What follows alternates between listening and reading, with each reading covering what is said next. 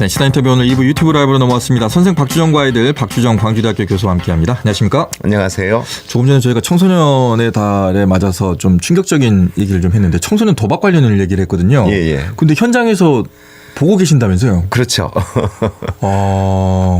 앞으로 앞으로 가장 큰 문제가 세 가지인데요. 네. 다문화 아이들의 문제. 그다음에 두 번째 우리 형청소년의 도박 문제. 예, 세 번째가 이제 점점 우리 강주로 오고 있는 마약 문제. 이 세 개가 새로운 우리 아이들을 괴롭히는 3대 악입니다. 다문화 청소년들의 뭐랄까 일탈도 심해지고 있거든요. 네. 그 애들은 굉장히 답답하니까. 맞죠. 네, 한국 사회에서 살면서 그래서 앞으로 우리가 관심을 봐야 될 부분입니다. 다음 주제로 한번 다뤄봐야 될 것 같습니다. 네. 자, 오늘은 지난주에 학생들이 수학여행 같은 체험학습을 갔을 경우에 상황별 안전점검을 해봤습니다. 교통이라든가 음식, 숙소, 화재 예방 이렇게 나눠서 했는데 이번 시간에는 어떤 주제로 말씀을 나눌까요? 이번 시간에는 수상안전. 수상안전. 우리 이제 여름 되면 그렇죠. 그다음에 갯벌 체험 활동을 자주 가죠. 네. 그다음에 산행 안전. 그다음에 전시 공간에 들어갔을 때 안전에 대해서 말씀드리도록 하겠습니다. 네, 먼저 수상 활동 안전 점검은 어떤 겁니까? 예, 수상 활동 안전 점검을 위해서는 우선 점검을 좀 잘해야 되는데요. 이 부분은 지도자들이 잘 들으셔야 될 것 같습니다. 수상 활동을 하기 전에는 활동 좀 반드시 준비 운동과 안전 수칙, 위험 지역을 안내해야 됩니다. 세 가지 준비 운동, 안전 수칙, 위험 지역 안내. 그다음에 혹시 이제 구명 동의 등의 점검, 착용 상태 이거 반드시 확인해야 됩니다. 네. 그다음에 세 번째로 활동 전에 기상 상태 및 학생들의 건강 상태도 확인해야 됩니다. 아이의 건강 상태 좀 그렇죠. 있으면 저 사례를 말씀드리겠습니다만 네. 아이들이 건강 상태를 체크하지 않고 물속에 넣는 경우에는 큰 문제가 발생을 합니다. 그다음에 수상 안전 요원이 있는지 없는지 그다음에 신속한 환자 수송을 위한 차와 인근에 어떤 병원이 있는지를 숙지하고 시작을 해야 될 것입니다. 네. 맞아요. 수상 활동할 때는 안전 수칙하고 준비 운동 이거 진짜 중요할 것 같습니다. 네. 예. 물놀이 안전 수칙 같은 게 있을 것 같아요. 소개해 주시죠. 네, 저희들이 물놀이 안전 수칙이라 해서 아주 1, 2, 3으로 정리가 되어 있습니다. 네. 첫 번째, 물에 들어가기 전에는 수온을 파악하라. 지금이 말입니다. 여름 같기도 하고 봄 같기도 하고 뭐 이 정도면 들어가지 않을까라고 쉽게 들어가는 경우가 있는데요. 바닷물도 시간에 따라서 온도 차이가 굉장히 크다라는 것. 그다음에 두 번째, 기상 상태를 수시로 확인해야 됩니다. 소나기가 갑자기 내린다든가 번개 또는 천둥이 칠 때, 안개가 심할 때 등은 바로 활동을 중단해야 됩니다. 그다음에 갑작스러운 이상 너울, 갑자기 너울이 일어나거나 그렇지. 파도가 있을 때는 신속하게 안전지대로 대피해야 되고요. 활동 장소 구역을 정해줘야 됩니다. 이 이상의 범위로는 나가지 마라. 그다음에 물 깊이와 흐름을 알 수 있는 곳에서만 활동을 해야 된다. 자, 또 하나 정말 중요한 게 있는데요. 이안류. 여러분 이안류란 말 들어보셨습니까? 물이 들어왔다 쫙 빠지는 거. 그렇지 않죠. 물이 들어왔다 빠지는 게 아니라 물이 들어오면서 이렇게 회전을 하면서 들어와요. 저도 그 경험을 했는데요. 그냥 잔잔한 물인 것 같아 들어갔더니 이 빠져나가면서 사람을 감고 넘어가요. 이게 이안류구나. 끌어 당기는 거구나. 예, 이게 해안에서 바다로 급히 역류하는 물의 흐름. 이걸 이안류라고 합니다. 이런 곳에서는 절대 활동을 해서는 안 되지요. 식사 후 최소 1시간 30분이 지난 후에 활동을 해야 되는데 밥을 먹고 특히 또 어른들은 술까지 드시고 이런 활동을 한다는 것은 정말 위험한 행동이라고 말씀드리고 싶습니다. 네. 보통 보면은 우리 요즘에 그 TV 뭐 오락 프로그램 같은 경우에 예능에서 막 입수 그래가지고 막 장난으로 막 들어가고 그렇죠. 막 이러다가 큰일 날 수 있거든요. 그런 모습도 좀 자제해 줘야 되고요. 예. 많은 사람들은 그걸 스크린 없이 그냥 아무 때나 그분들은 이미 다 준비가 돼 있겠지만 그렇죠. 바깥에서 본 사람들은 아무 때나 들어가도 되나 보다. 밥 먹고 뛰어가네 노네 이런 모습들은 뭔가 좀 유의해서 그런 방송도 소개를 좀 해 주셨으면 좋겠습니다. 네. 자, 그럼에도 불구하고 물놀이 안전사고가 만약에 발생했을 때 그렇죠. 어떻게 대처를 해야 될까요? 사고를 예방을 해야 되겠지만 사고가 만약에 발생했어요. 네. 그러면 사고 발생 시 수상활동 참여 인원수와 구조된 인원수에 대해 신속하게 정확하게 파악을 한 다음에 그런 문제가 발생했다. 그럼 바로 우리는 119입니다. 바로 119. 바로 119. 그다음에 수송, 그다음에 보고 이 세 가지가 바로 일어나야 함께 해야 되죠. 네. 어쩔 때는 인근 경찰서에도 신고해야 되고요. 112도. 네, 그다음에 이 아이들을 이끌고 가는 사람들은 그 가까운데 병원으로 바로 전화를 할 수 있는 시급한 경우가 있기 때문에 인근 병원이 어딘가를 전화번호를 항상 가지고 있어야 됩니다. 상황 발생했다 바로 전화한다. 상황 발생했다 바로 전화한다. 이게 상황이 발생했는데 괜찮니? 어쩌니 물어볼 게 없어요. 이럴 때는 바로 전화해서 바로 옮기는 것 굉장히 중요합니다. 왜? 총각을 다투기 때문이죠. 되도록이면 그 병원도 응급 체계가 좀 갖춰져 있는 병원으로 좀 알아봐야 되겠네요. 그렇죠. 예. 네네. 교직 생활하시면서도 이런 물놀이 안전사고 겪은 적이 있으셨을 것 같아요. 참 생각하고 싶지 않은 일인데요. 네. 교육청에서 장학관으로 근무할 때 했을 겁니다. 이제 퇴근 시간이에요. 네. 근데 퇴근 시간에 전화 오면 안 받고 싶은 심정이잖아요. 그쵸. 네. 근데 전화가 계속 울려서 얼른 받았더니 담양에 있는 순창에 있는 그 의료원이래요. 그래서 무슨 일이냐 그랬더니 중학생 한 명이 익사 사고로 지금 있는데 강주 아이 같다. 빨리 와달라. 라고 하는 거예요. 그래서 이제 퇴근을 못 하고 바로 그쪽으로 갔더니 퉁퉁 부은 시신이 아이고. 하얀 선의 시트에 가려져 있고 그 옆에는 조금 그 또래 애들이 울고 있어요. 예.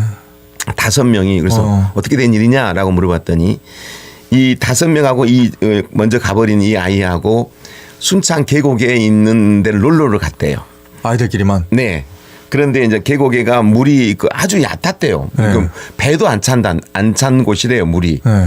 그래서 이제 거기 가서 수영을 하려고 하는데 수영을 물속으로 들어갔는데 이 지금 먼저 간 아이가 갑자기 들어가더니 쓰러져서 이렇게 됐다는 거예요. 그러니까 물을 먹은 것도 아니고 왜 이렇게 됐는지 모르겠다는 거예요.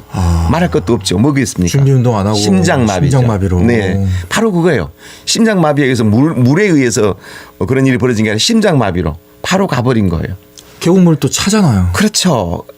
얼마나 허망하겠습니까? 좀 있으니까 부모님이 와서 통곡을 하는데 난리가 나겠다. 가슴이 너무 아프더라고요. 그래서 여러분 다음에도 기회가 있으면 말씀드리겠습니다만은 왜 이런 일이 발생했을까를 생각해 봤더니 우리 애들이 그 생존 수영 이거에 대한 준비가 안 돼 있었습니다. 꽤 오래전 일이지요. 네네. 그런데 알아봤더니 전국에는 16개 시도 중에 제주도를 제외하고 우리 광주만 해양수련원이 없는 거예요. 아니 공에 있는데? 없었죠 그때 당시. 당시에는. 예. 제가 거기를 한번 몇 번 가요. 그렇죠. 그 해수욕장 뒤에 있는. 예. 네, 그게 이제 2016년에 그 해양수련원 개관이 됐고요. 이 일은 그 이전에 일어난 일이죠. 네. 그래서 이제 16개 시도 중에 제주도를 제외한 제주도는 있을 필요가 없죠. 그렇죠. 이게 우리 강주만 없다는 사실이죠. 네. 그래서 이제 정부에 가서 읍소해가지고 그 350억을 타가지고 와서 그래서 고흥에 있는 학생 해양 수련을 네, 만들게 된 거죠. 네, 맞아요. 거기서 이제 우리가 이제 학생들의 그 뭐랄까 생존 수영과 안전 이것들을 하고 있는데요. 너무너무 필요한 거였습니다. 교육이 돼 있었으면 이 아이도 보내지 안 할 수 있었다는 생각에 늘 가슴을 칩니다. 그러니까 그 들어가기 전에 이제 맨손 체조라도 한번 하고 갔으면 되는데. 안 하죠. 애들이 맨손 취재할 애들이 거의 없죠. 하긴 뭐 저희도 뭐 예. 그런데 하여튼 경각심을 가져야 될 것 같습니다. 그렇습니다. 자, 두 번째로 갯벌 체험 많이 해요 요즘에. 그렇습니다. 갯벌 체험도 좀 위험한 게 한 번 들어가면 못 빠져나오는 경우도 있거든요. 그거 바로죠. 그 설마 그 늪이라는 걸 모르거든요. 이 갯벌 아니더라도 일반 그 민물에 들어간데도 그 뻘이 많이 차 있는데 거기 들어가면 어른도 쭉 들어가 보면 어떻게 할 방법이 없는 못 거예요. 나옵니다. 예. 네. 그래서 이 이야기를 오늘 좀 하려고 하는데요. 네. 갯벌 체험 활동 점검은 꼭 이렇게 해야 됩니다. 첫 번째, 활동 전에 반드시 준비 운동 이것도 마찬가지. 안전 수칙, 위험 지역 안내. 그다음에 선생님도 혼자 활동하지 않아야 되며 선생님도 학생들 또한 혼자 갯벌에 들어가 보내서는 안 된다는 절대 거예요. 안 됩니다. 갯벌은 혼자서는 안 된다는 거예요. 왜냐하면 그 상황을 보고 누군가가 알려줘야 될 상황이 있어야 되기 때문이죠. 활동 전에 기본적인 체험 요령과 장비 준비 상태 등을 점검하고요. 밀물 썰물 시간을 사전에 파악해야 돼요.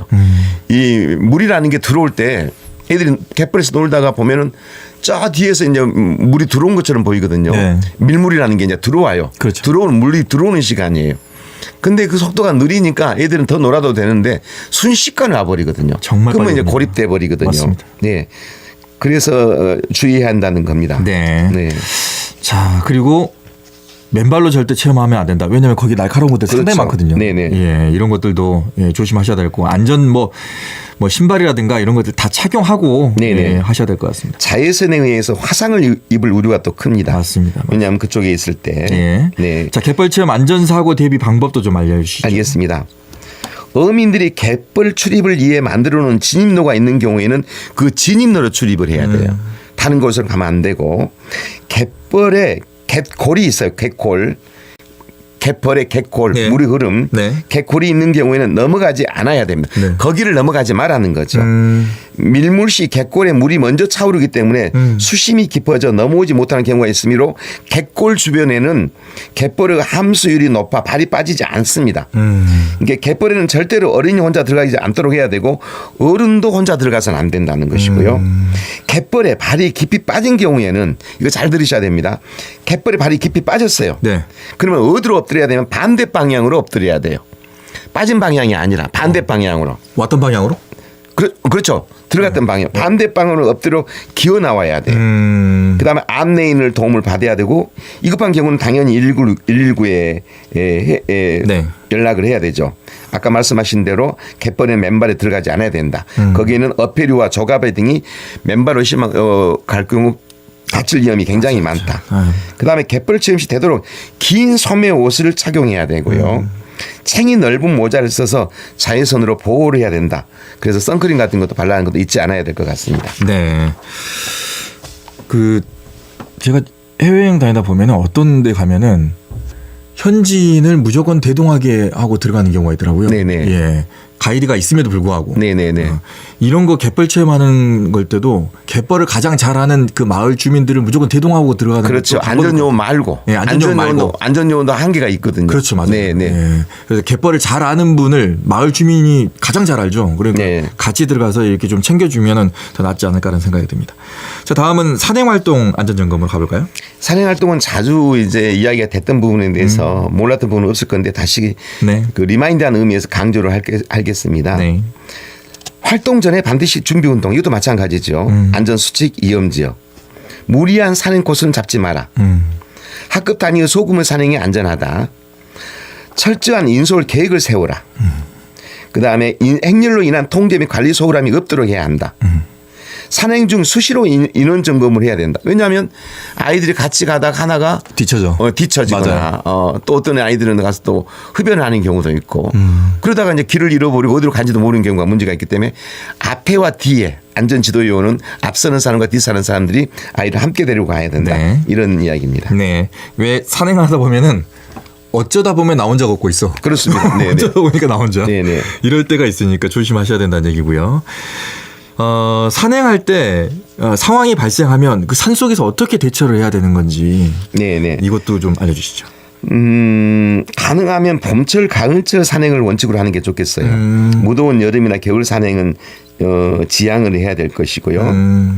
선두의 인솔교사는 산행 코스를 숙지한 후 유경험자를 배치하고 중간 책임자는 적절한 산행의 흐름을 조절해 줘야 돼요. 앞에 간 사람 쭉 몰고 가는데 이 뒷 상황을 모를 수 있거든요. 네. 리더가. 네. 그래서 가운데서 늘 어떻다는 걸 알려줘야 되고 후미 인솔교사는 낙오 학생 보호 조치를 잘해야 되겠죠. 네. 어찌됐든 가장 중요한 건 산행 시에는 발 디딜 곳을 잘 살피고 천천히 걸어야 되겠죠.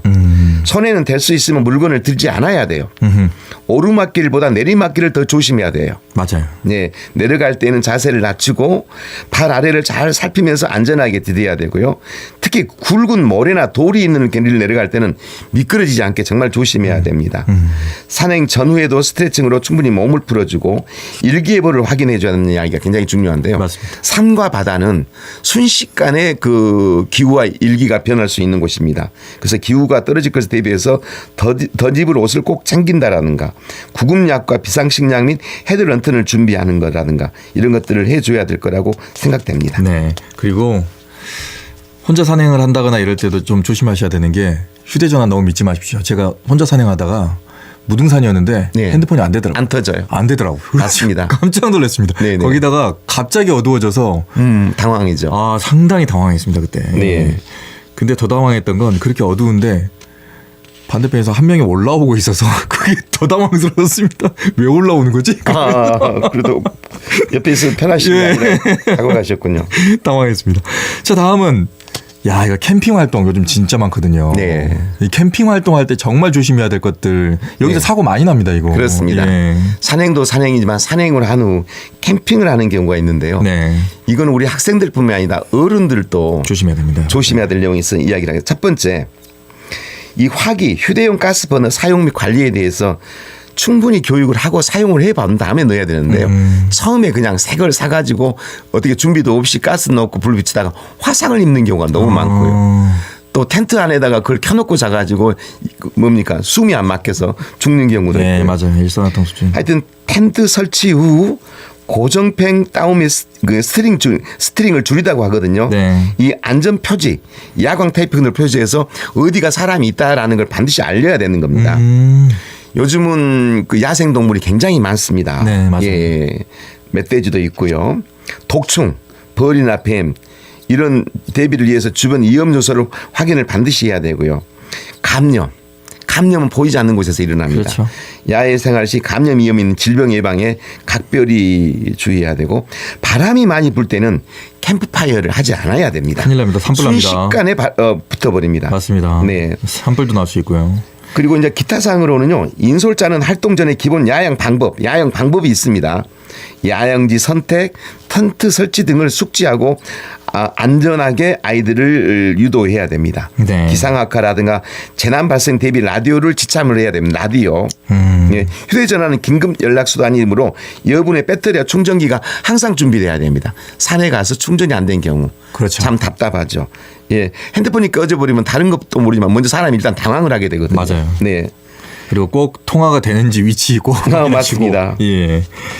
자, 끝으로 요즘 또 전시 공연 이런 것들 많습니다. 네, 특히 그렇습니다. 공연장 물론 공연을 하는 주최 측에서 많이 안전을 하게 만들어 놔야 되겠지만 전시 공연에서 또 참여하는 사람들도 안전 수칙을 좀 알고 들어가야 될 것 같습니다. 전시 공연장 하면 그 안전하다라고 생각하는데요. 여기서 사고가 나면 대형 사고입니다. 맞습니다. 네. 예. 거기 안에서의 화재, 그다음에 건물의 무너짐, 뭐 이런 일로 인한 또 아이들 간에 그 안에서 또 폭력도 일어날 수도 있어요. 네. 패싸움도 일어나고. 네. 그래서 쉽지 않은 건데요. 일단 전시 공연 관련 활동 안전 점검은 제일 먼저 답사를 하라는 거예요. 답사. 그다음에 대피로와 출입구. 이게 어디가 있는가를 분명히 알아야 돼요. 그렇죠. 여러분들 혹시 그 영화관이나 가면은 처음에 안내에서 피해 동선, 피해를 가는 하는 것들 자세히 보시나요? 자세히 봐야 돼요. 아니 무슨 그런 일이 있겠어? 안 보고 있다가 어디로 나가야 될지 몰라서 우왕좌왕해가지고 나가는 출구를 모르는 거예요. 캄캄한 데서. 그래서 반드시 그 안내 통제 지시를 반드시 따라줘야 되고요. 재난 상황이 발생할 때는 그 안전 교육을 학교에서 시키든 그 임대한 그곳에서 실시하던 것은 학생들이 그 일을 잘 듣도록 정말로 그 안내를 한 사람도 좀 뭐랄까 정성스럽게 해주고 학생들도 그 일을 잘 듣도록 해줘야 될 겁니다. 그리고 안전사고 조치 계획에 의해서 침착하게 상황이 발생했을 경우는 대응을 해야 되고요. 항상 119 마음속에 119 그다음에 화재도 있지만 정전 사고가 발생하는 경우도 있어요. 엘리베이터라든가 또는 에스컬레이터가 올라가다가 멈춰버린 경우가 있어요. 네네. 여러분 에스컬레이터가 올라가다가 갑자기 멈추면 몸이 어떻게 되겠습니까? 뒤뚱거리겠죠. 그렇죠. 근데 혼자 있는 게 아니라 여러 명이 같이 있어요. 그러면 쓰러지면 어떻게 쓰러지겠습니까? 여러 명이 한 번에 쓰러지겠죠. 그럼 쓰러지면 밑에 있는 애는 어떻게 되냐? 압사당하는 거예요. 여러분 생각하고 싶지 않는 생각나지요. 예, 이태원 참사. 예, 설마 그런 일이 있을까? 이렇게 일어난다는 겁니다. 예, 다들 이제 스스로가 스스로를 지켜야 된다는 생각밖에 안 드는데 그럼에도 불구하고 서로의 안전을 위해서 또 우리 곁에 있는 우리 같이 있는 사람들의 안전을 위해서 서로가 서로를 좀 챙겨줘야 되지 않을까라는 생각이 듭니다. 자, 오늘은 수상안전과 갯벌활동, 산행과 캠핑 그리고 전시공간 체험 안전에 대해서까지 얘기를 나눠봤습니다. 광주대학교 박주영 교수와 함께했습니다. 고맙습니다. 감사합니다. 언제 어디서나 내 손 안의 뉴스. 광주 MBC 뉴스 유튜브 구독으로 함께하세요.